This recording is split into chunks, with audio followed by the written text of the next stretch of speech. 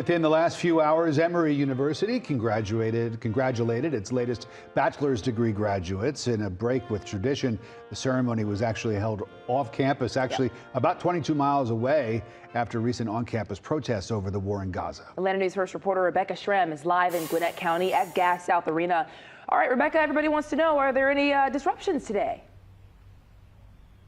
Lana and Rick, some people made sure that they were heard, but keep in mind our cameras were not allowed in the tightly controlled Gas South Arena. We were able to monitor the commencement through a video stream, but there were very few cutaway shots of what was happening on the arena floor, although we could occasionally hear some shouts of protest.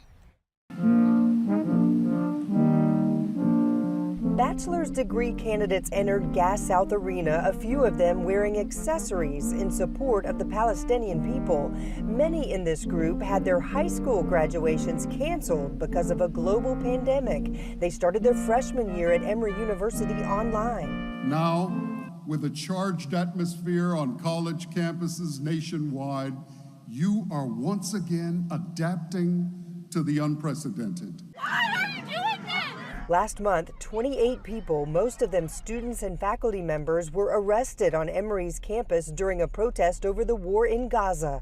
Last week, in a non-binding vote, 73% of students who participated said they had no confidence in Emory President Gregory Fenves. As he spoke, you could hear heckling. You were resilient. You were ambitious. You displayed your brilliance, your creativity, and your compassion time and time again. Over the weekend, some 30 Duke University students walked out of their commencement as comedian Jerry Seinfeld spoke. Protesters also walked out at Virginia Commonwealth University and chanted at UC Berkeley. At Emory's ceremony, keynote speaker Dr. Valerie Montgomery Rice touched on it. And as we've seen on college campuses in recent weeks, this is how we end up sometimes refusing to listen to each other. She encouraged graduates to listen and to embrace inclusion.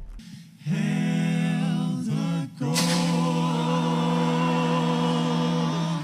and blue.